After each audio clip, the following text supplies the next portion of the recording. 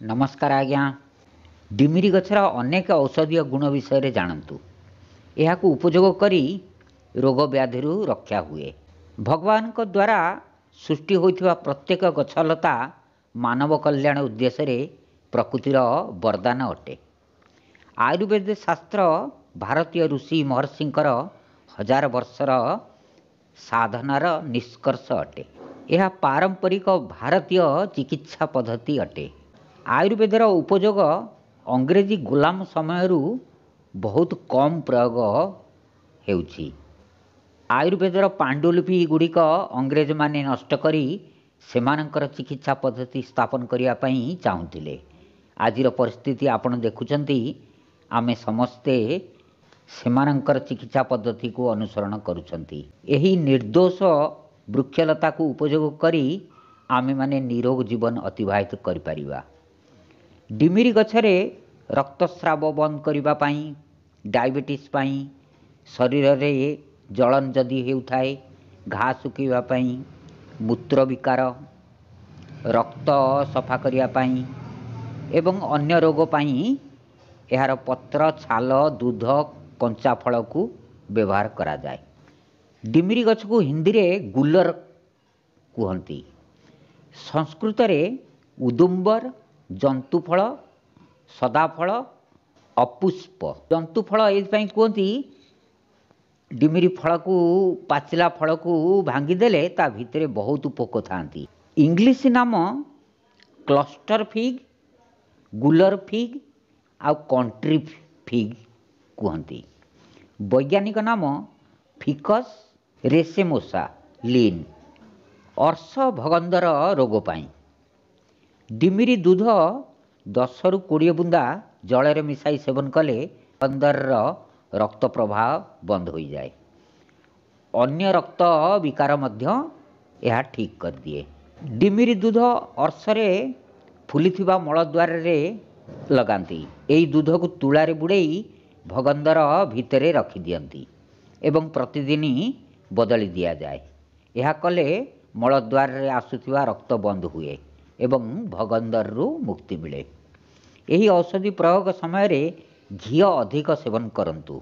मुह भितरे जदि घा हो जाइछि, डिमिरी छाल रे तियारी काढ़ा 200 ml रे 3 ग्राम खैर एवं 1 ग्राम फिटकिरी मिसाई कुली करंतु। मुह भीतर घा सब सुखीजिव। गंडमाला रोग रे डिमिरी पत्र उपरे थिबा दाना को दही सहित मिसाई ग्राइंड करंतु। एथिरे महू मिसाई दिन रे थरे सेवन करंतु। पतला झाड़ा पाई डिमिरी चेर पाउडर एवं फल मिसाई सेवन करंतु।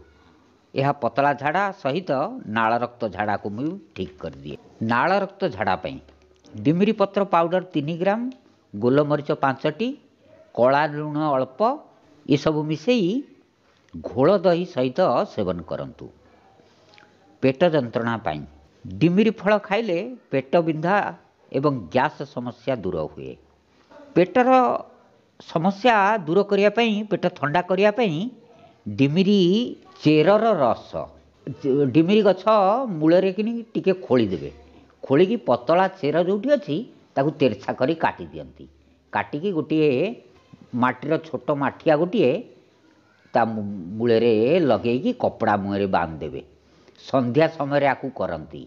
आउ सकाळे आपण देखिबे ग्लास 2 ग्लास बढ़िया रस, पूरी काच भली सफा रस पानी आपण को मिलिबो। सेया को आपण सेवन करिवे, बहुत उपकारी ये रस अटे। आकू मु निजे भी प्रयोग करची। ये बहुत गुणकारी औषधि पेट पई की काम करिवो। मूत्र रोग पाई प्रतिदिन रोगी को 2टी कंचा फल एवं 2टी कौल पत्र आकु बाटी करी सेवन करंतु। परिस्रार समस्त समस्या दूर हुए। कंचा डिमिरी फल को तरकारी करी खाती। डिमिरी फल कलिकता रे पनीपरिया दुकान रे 40 टंका किलो रे बिक्री होउची। ये भी बड़ा स्वाद लगे। आपण कंचा फल को ଥରେ ଖାଇକି ଦେଖନ୍ତୁ। ମଧୁମେହ ଡାଇବେଟିସ୍ ପାଇଁ କଞ୍ଚା ଫଳକୁ ଶୁଖାଇ ପାଉଡ଼ର କରନ୍ତୁ।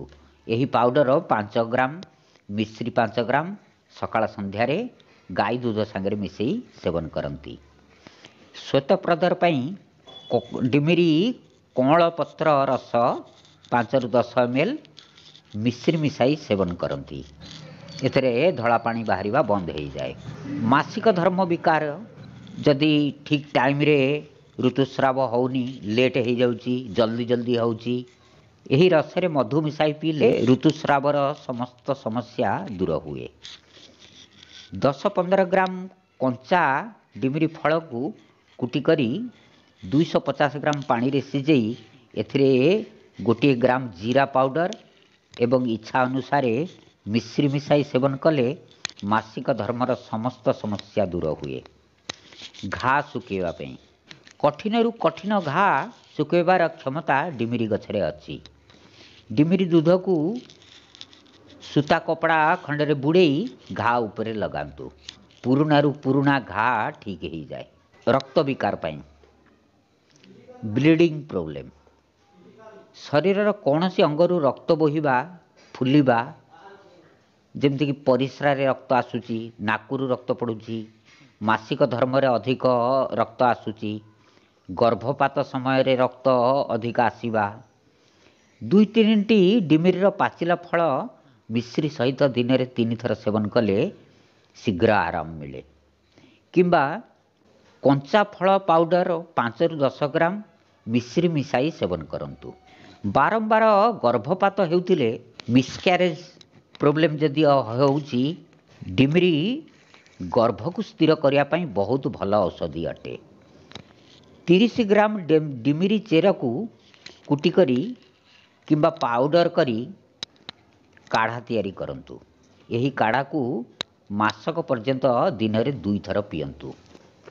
ପିତ୍ତ ଜ୍ୱର ପାଇଁ 1 ଗ୍ରାମ ଡିମିରି ଅଠା 3 ଗ୍ରାମ ଚିନି ମିଶାଇ ସେବନ କଲେ ପିତ୍ତ ଦୋଷ କାରଣରୁ ହେଉଥିବା ଜ୍ୱର ଭଲ ହୋଇଯାଏ। ପିତ୍ତ ବିକାର ଶରୀରର ଗର୍ମି ଏବଂ ଜଳନ ହେଉଥିଲେ ଡିମିରି ପତ୍ର ରସରେ ମହୁ ମିଶାଇ ସେବନ କରନ୍ତି। ଶାରୀରିକ କମଜୋରି, ସେକ୍ସ ପାୱାର ବଢ଼ାଇବା ପାଇଁକା ଡିମିରି ଫଳ ପାଉଡ଼ର 10ରୁ 20 ଗ୍ରାମ କିଛି ଦିନ ସେବନ କରନ୍ତୁ। ଏ ସମସ୍ୟାରୁ ମୁକ୍ତି ମିଳେ। ଡିମିରି ଫଳ ପାଉଡ଼ର 5 ଗ୍ରାମ, ବିଦାରୀ କନ୍ଦ ପାଉଡ଼ର 5 ଗ୍ରାମ, ମିଶ୍ରି ଏବଂ ଘିଅ 1 ଚାମଚ ମିଶାଇ ଦୁଧ ସହିତ ସକାଳ ସନ୍ଧ୍ୟାରେ ସେବନ କଲେ ସେକ୍ସ ପାୱାର ବଢ଼ିଯାଏ। ମହିଳାମାନେ ଏହାକୁ ଖାଇଲେ ସମସ୍ତ ସ୍ତ୍ରୀ ରୋଗ ନଷ୍ଟ ହୁଏ। ଏହି ଔଷଧି ଖାଇଲେ ବୁଢ଼ାକୁ ମଧ୍ୟ ଯୌବାନୀର ଅନୁଭବ ହୁଏ।